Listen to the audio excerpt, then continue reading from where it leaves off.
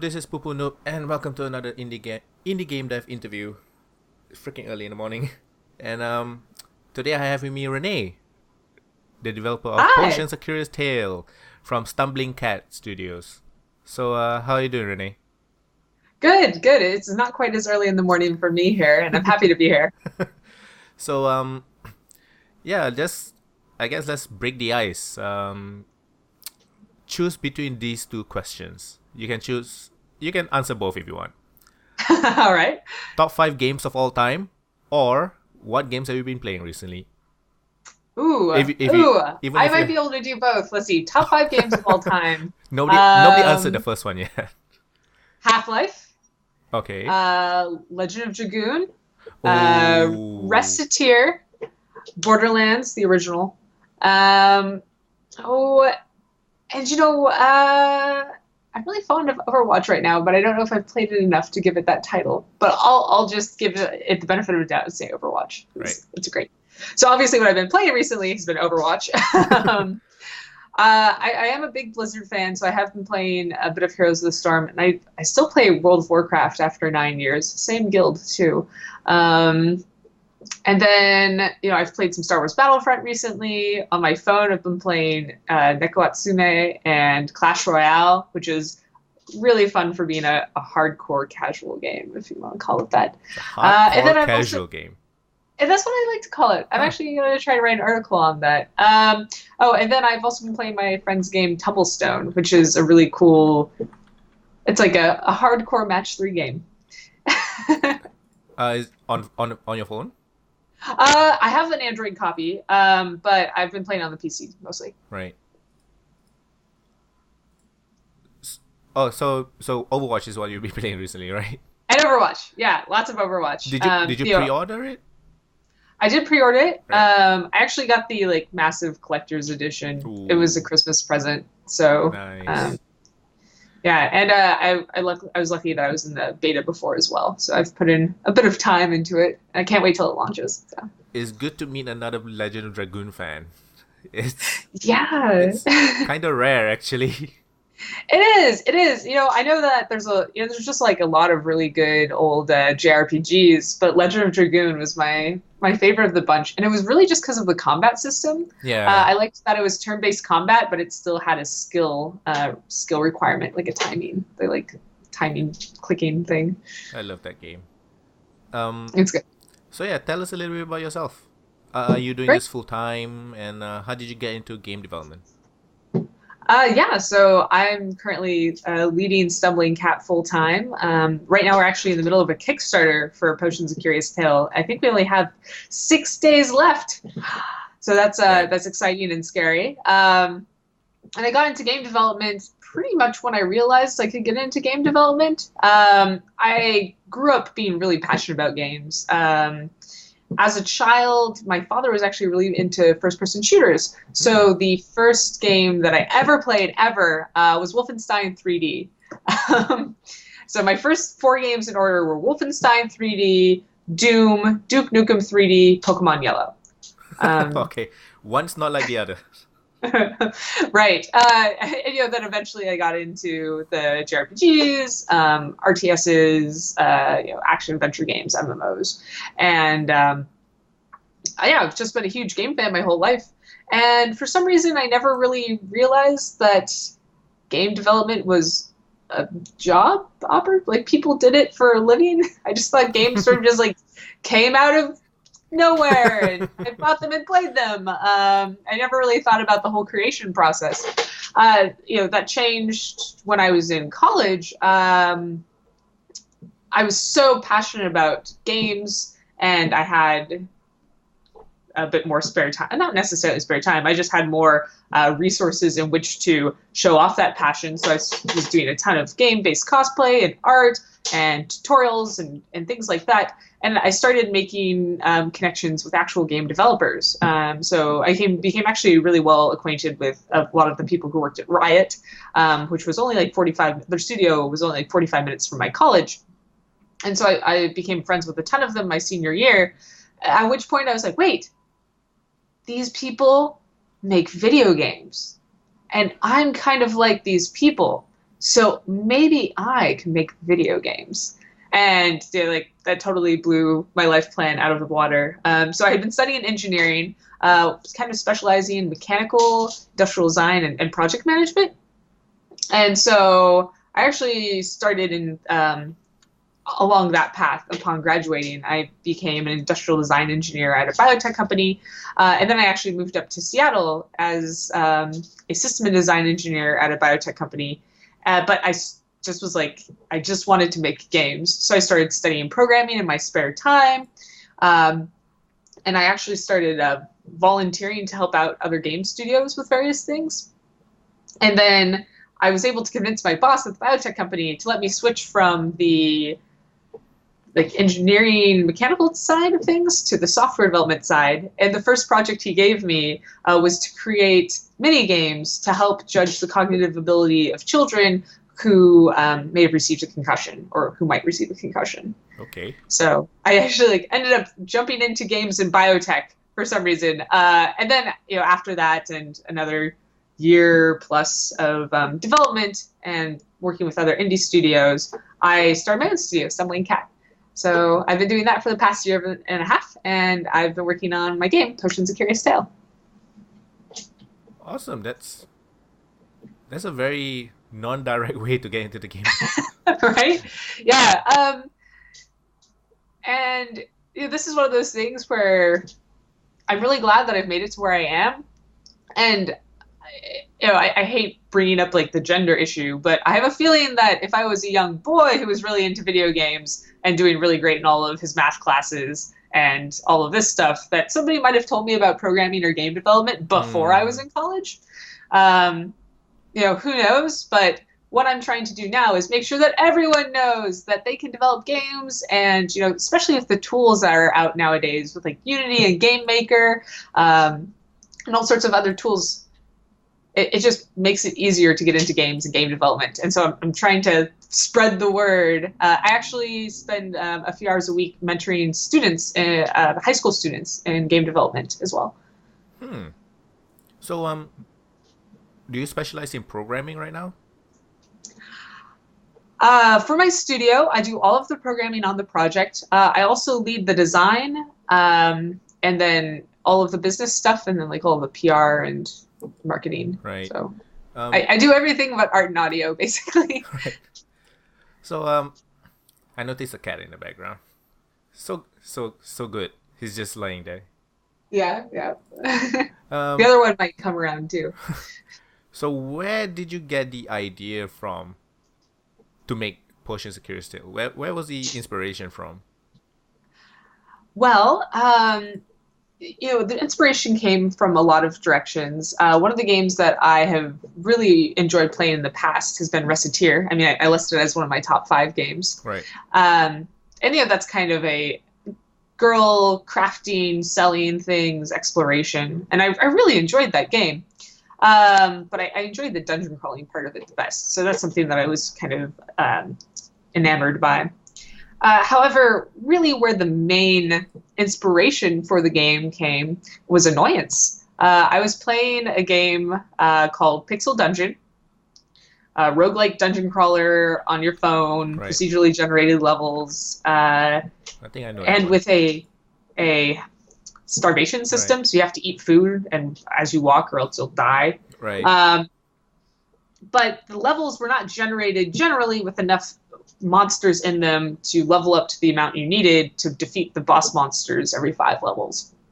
Oh, so okay. You found yourself running around levels, waiting for more monsters to spawn, to kill them, to then go be able to defeat the boss monster, which I found extremely aggravating. And, it really sucked when you were running through a level and you found the entrance down to a next level early, and you weren't like, yes, I found the entrance early. You're like, oh no, now I'm gonna have to walk away from the this exit here to try to explore the rest of the level and get more experience before coming back and going down. I wanted a game where it's like, hey, guess what? You found these stairs down early. Good job. Like, this is a benefit to you, instead of it being a negative thing. Like that doesn't feel good. So I decided I would sit down and try to design a game that gave you benefits for avoiding combat sometimes, and where combat wasn't always the answer. Like combat wasn't the main thing you were supposed to do in every situation. Mm-hmm. Obviously, it was supposed to be the answer sometimes, not all the time. And the core idea that came out of it was what I like to call resource limited combat. And this happens in a lot of games, like horror survival games, where you have a gun and you only have so many bullets, and when you run out of bullets, you either have to find more bullets or you're fairly helpless. That's what potions is based off of. You have potions, you craft potions from ingredients that you find in the world, and if you run out of potions when you're out in the world, then there is no auto attack. You are a sitting duck in a lot of ways. Right. And this encourages players to, oh, look, it's a fluffy bunny. I should not kill it because I don't need bunny fluff right now. Or, oh man, that monster's like really small and annoying, but I don't want to waste a potion killing it, so I'm going to run away. Or even be more creative. You can use monsters' attacks against each other. So you can dodge a venom shot from a spider, but get mushrooms to run into it and take them out with that instead of having to use your potions. And so I feel like it adds a lot of depth to the game and makes combat more interesting, because you're never going to be like a super all-powerful person running through the world, setting everything on fire. And as a hero in a story, I don't think you should be necessarily. I really dislike that so many games really reward you for like slaughtering everything you see, because they'll always give you some copper or a random item or just a little bit of experience, no matter how trivial the fight is or meaningless.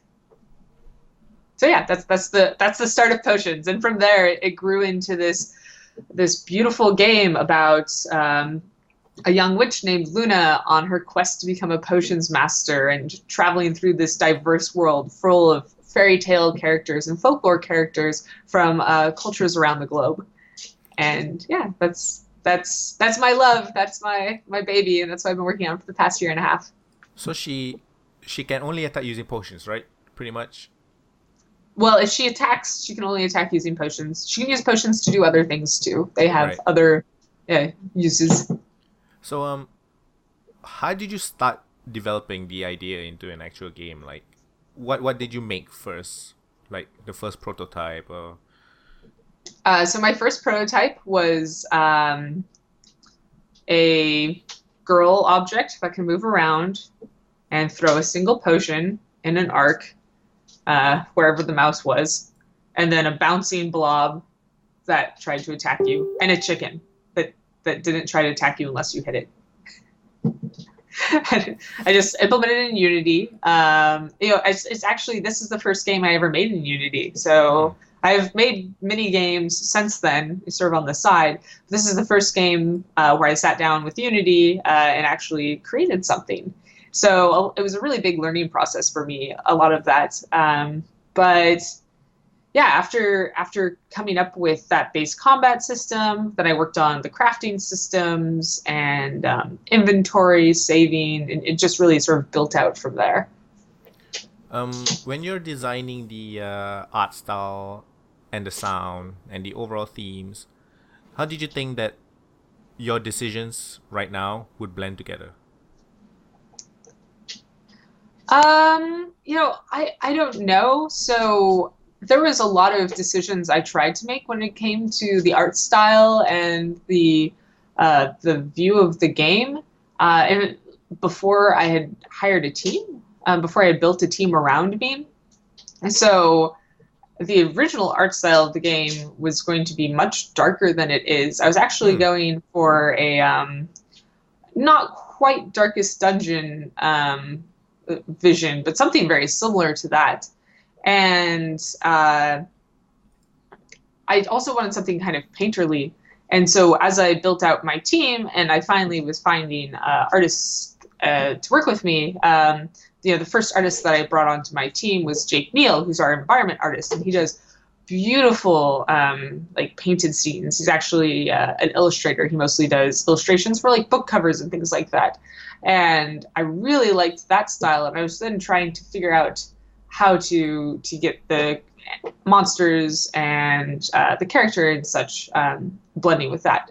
And so that's when Wesley Eldridge joined the team, and he's our main character artist and animator. And so, he was working on bringing that illustrative style into the moving elements of the game. Right, and I saw the update on the Kickstarter that the animation was recently improved. Mm-hmm. And was that always the plan, to improve the animation, or was it just mainly because of feedback? Oh no, yeah. So all of the animations in the game are rough, especially when it comes to Luna's animations. When you're developing a game, you often don't have a ton of time to work on polish until closer to the end. Mm-hmm. However, sometimes you're forced to do polish early or when you're presenting the game. So a lot of Luna's animations have been very rough, and it was something that we had planned on working on improving. But there were other things that were more pressing in regards to showing them off. And then when we did receive feedback that people were concerned about the animations, we put it to the front of the priority queue to make sure that those people knew that, yes, that is something that we want to work on, Right. That's something that we plan on improving, and to show them actual evidence of that happening. Right. Regarding the balancing, how do you even begin to balance a game like this? Like, there's no attacks, enemies can hurt each other. Like, where do you even begin? Well, lots and lots of trial and error, I would say. You can theorize to a certain extent, but when you're getting balance done in games like this, a lot of it's just playing it and figuring out what feels good. It helps that though Luna can craft all sorts of potions, some really, really strong ones, she is sort of locked by the ingredients that she finds in the world. So by ensuring that she doesn't find ingredients that make really or all the ingredients she needs to make super powerful potions too early in the game, ensures that she's not just going to completely dominate. She should have some struggle until she gets to that point, and then the creatures in those areas should give her struggle even with those potions. Another thing is, it's not really the worst thing in the world if someone becomes all powerful in a single player game, in my opinion. Like, if a person works really, really hard and that's their goal, if they want to play Skyrim and just go really deep into enchanting just because they know they can make really good weapons for the sake of being really powerful, like, that's fine. Like, that, I don't like, if that's what gets them excited, that's totally cool. But I want to make sure that the game is really interesting and compelling for people who play through it in all sorts of ways, whether they're the person who wants to try to be all-powerful, or the person who wants to try to beat it the most quickly, or the person who's just really interested in collecting everything, or the person who's kind of an overachiever or a completionist and wants to craft and find every single potion that we've created. And so that's the balance that I'm most concerned about. Not the balance of the combat, but the balance of making sure that no matter how you want to play the game, there's something that can snag your interest and keep you involved. Right, I don't mind feeling like a badass in a game. Yeah. I don't want every game to be like Dark Souls to kick my ass, pretty much. Right. So, I noticed that you mentioned that there will be a DRM-free version. Mm-hmm. What made you come to that decision? Because most indies will just go on Steam, basically. Right. I think there's been a big push for people to who want DRM-free versions of the game, and I'm not. Pirating is unfortunate when it removes income from game developers, but for the most part, I think that, especially as a smaller game developer, the worst thing that I would do is people who aren't paying for my game anyway would play it, and then maybe tell other people who might pay for it. Right. So, I don't think it's going to be a DRM-free version. Even if someone ends up pirating, it's going to be a huge hit to our overall income from the game. So is GOG an option? They do have a requirement, right, to have all their games with a DRM-free option? Yeah, I don't I believe. haven't really looked into it. So, Right. yeah, I guess so. So how deep is the crafting mechanic? Like, what Um, would be too much or too little in your opinion for potions? A curious tale. so that's really interesting. That's something that, in regards to balance and making sure that people can enjoy the game, Right. is something that we've thought about greatly. So the crafting is fairly simple on the outside. You take 3 ingredients and you put them together, and you either get a potion out of it or you don't. Now, one of those ingredients can be a potion. 2 of them can be a potion. Who knows? Maybe all of Oh, them can be potions. So you can actually start building potions within, like, potions together to get additional effects. Or I think one of the potions that takes other potions to make is you have potion of flame, and you get potion like a flame concentrate, which is hmm. a stronger version of that. And so we're actually hoping to have at least 120 different potions in the game. So there's going to be a lot of content for people to create and to craft.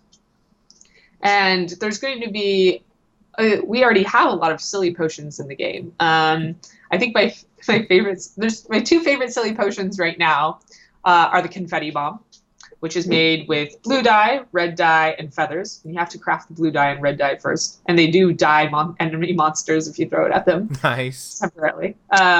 So the confetti bomb is just like a big explosion with a party sound, and it freezes everyone in the area. I have to stop and dance. Hopefully, we can get Nice. dancing animations in. And then my other favorite item is completely useless right now, perhaps. It is called Potion of Hydration, and it is made with 3 water crystals, and its description is a bottle of water. Um, so, maybe in a desert level, it's going to come in handy. But for the most part, if you use it, you go through the normal like health potion drinking animation and receive no effect. Right. Will there be Uh, have you played a game called Magica? I have, yeah. Will there be something like, when there's water, like you amplify lightning or something, like environmental Yeah, stuff?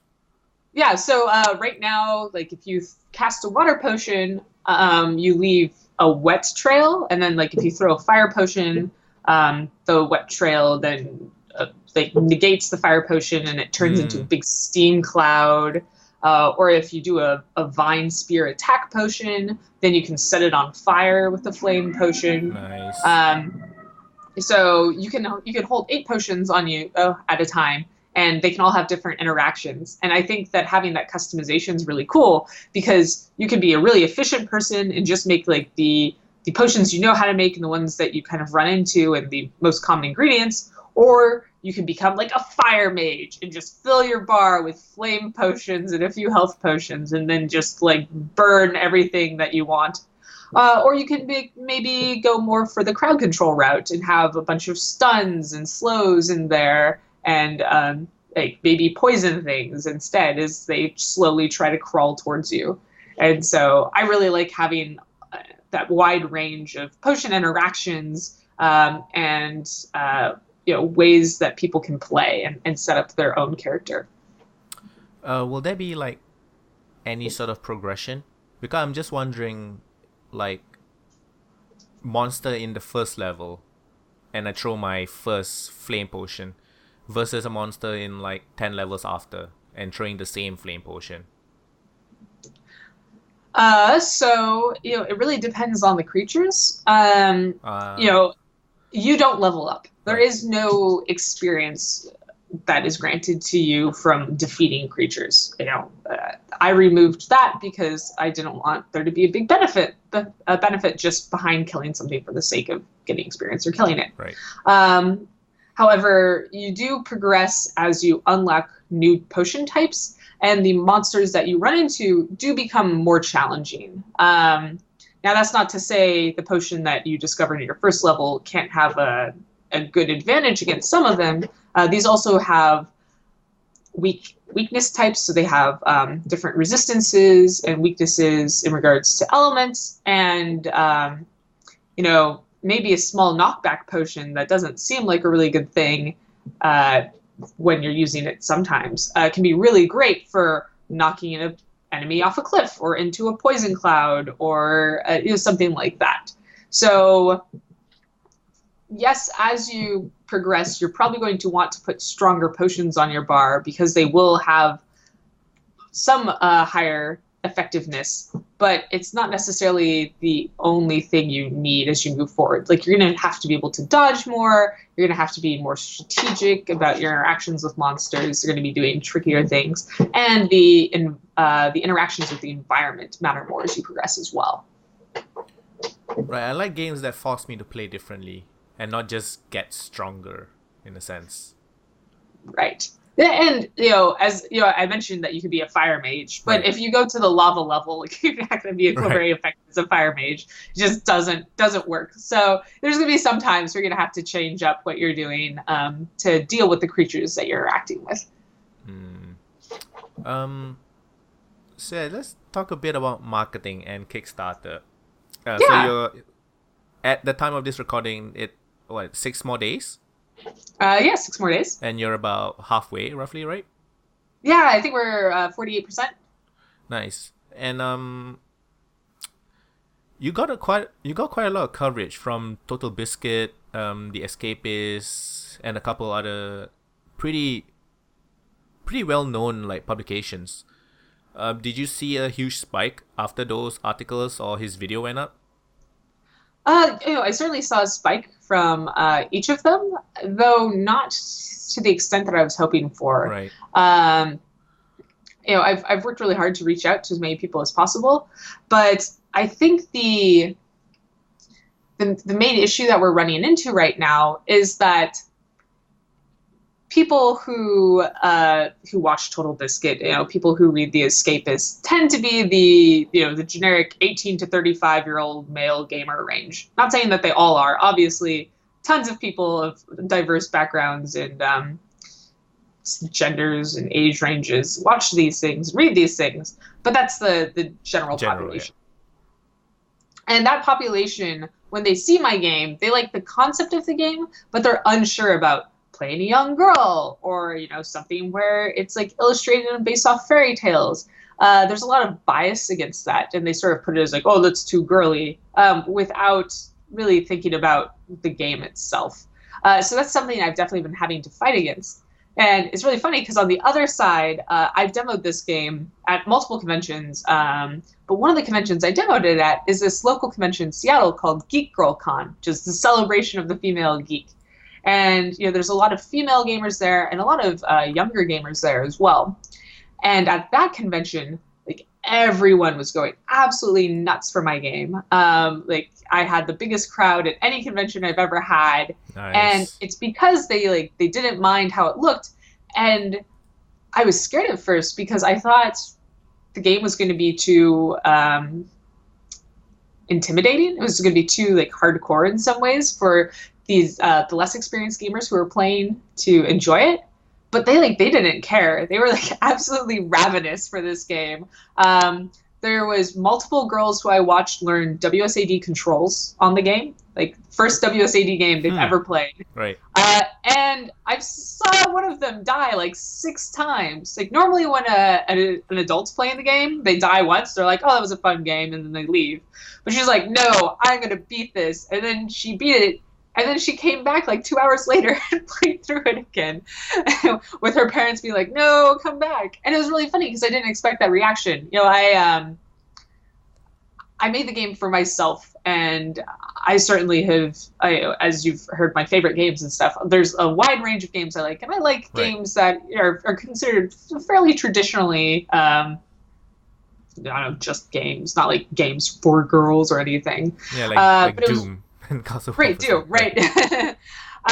So it's been a bit of a struggle being okay, everyone can enjoy this game. Once I get someone to play it, they generally like it. Like you said, Total Biscuit, who's fairly critical of games, was excited for it and is looking forward to its completion and to see where it goes. However, his audience is a little harder to convince because they weren't playing the game. And so, it's been a real big struggle to be I swear it is fun. You should give it a try, give it a shot. be careful about judging this book by its cover, and that's what we've been working on recently. And also reaching out to the people who are excited for the game and who are excited about its current art style. That's been difficult because, truthfully, I had no clue where 14-year-old girls hung out on the internet. Apparently, it's YouTube. So, Right. so I'm reaching out my tendrils in that direction and seeing if I can get any YouTubers like I Has Cupquake and LD Shadow Lady to cover Potions of Curious Tale. But I haven't got any responses back, so we'll see how that goes. Right. There could be, yeah, like you said, there could be some truth into like adult gamers, the male adult gamers looking at it and thinking it's like a children's game or something. Just from the Right. look, I mean. And Yeah. the 14-year-old girls that like it, they don't have the money to back it unless they get consent from the parents or whatever. So yeah, seems like a bit stuck in the middle somehow.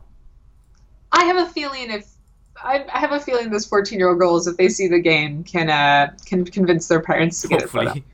Hopefully. But I just need to show it to them. Like that's where I'm trying to do right now. So have you been getting like, I don't know, you've been at a few cons, like you said. Have you been getting less favorable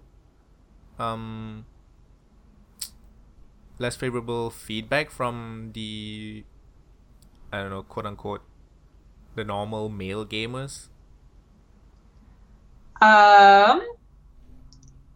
Perhaps. It's really hard to say. I've been getting tons of really positive feedback and support from the game communities, the game development communities. Right.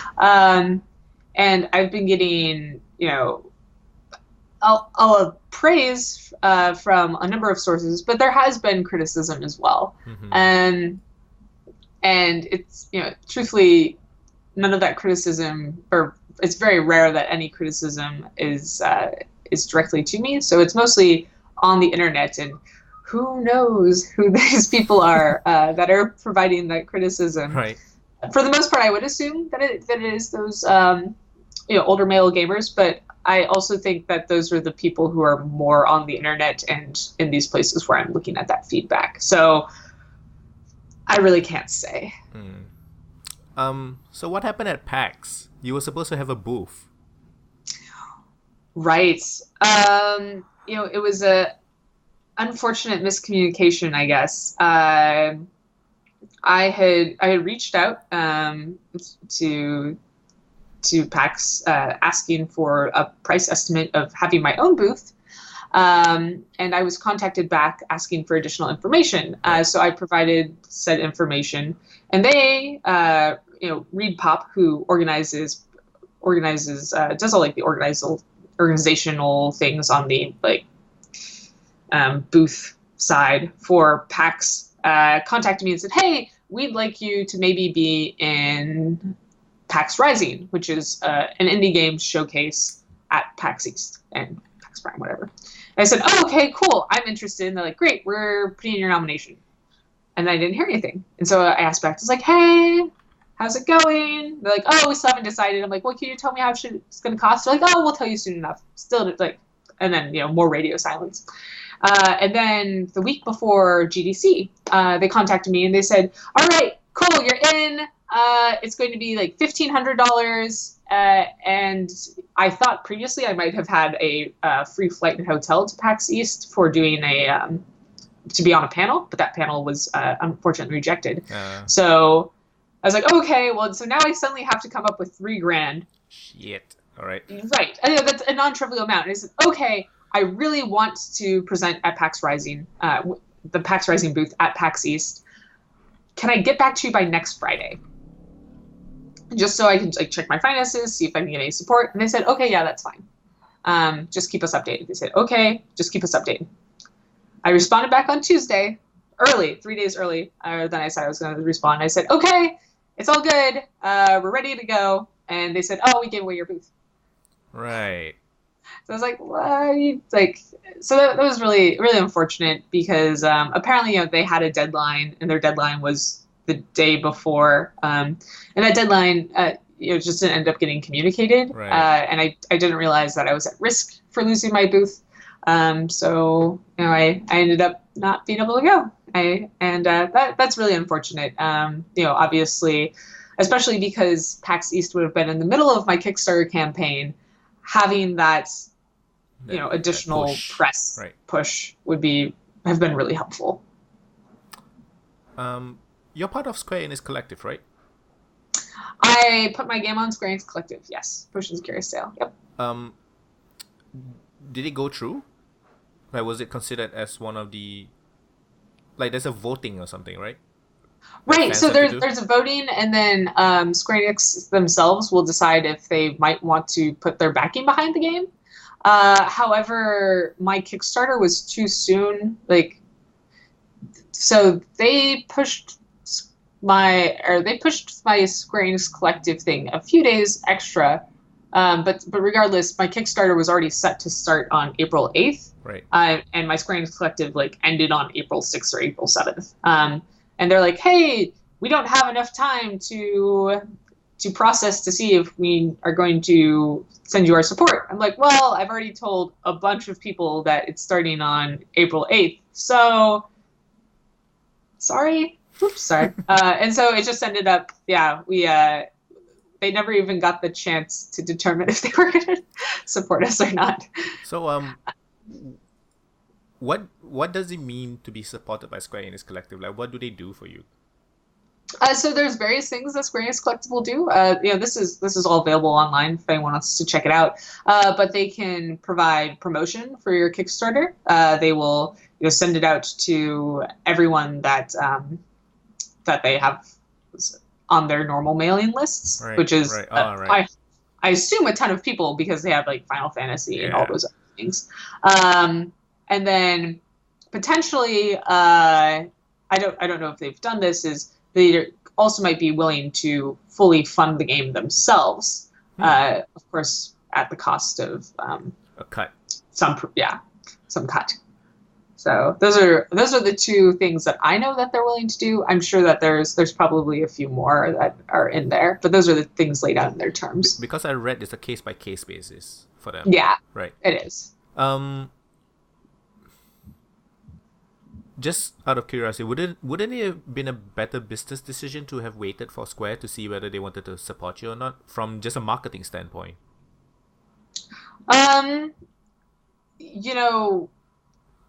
Maybe. That's really hard to say. I was asking for money because I was out of money. Pushing back my campaign wasn't something that could be done without costs. Right. And truthfully, we had actually planned on originally launching our campaign in February, and we pushed it out for another thing that kept on telling us, oh, well, it'll be in March. Oh, it'll be in April. And after getting kind of run around a bit, we're like, all right, nope, we're gonna launch it. And so we were kind of at the end of our leash there. I don't think it would have been a good idea to push it out for maybe Square Enix support. Right. And how did you start marketing your game? Like, when and how did you start? I started marketing my game from the first few weeks that I began it. I think maybe a month into making it. I go by the market fast and market early. Right. So I started with doing dev blogs. So I do blogs called Making Potions, A Tale of Game Development. And on YouTube, right? On YouTube, yeah. I actually, right before this, I just finished another one and uploaded it. Ah, okay. So I'll put the links down in the description. Yeah, down here. So I started marketing it through that way. I started telling my friends. I created a Facebook account, Twitter account, posted on TIG source forums. Started going to every single convention I could manage.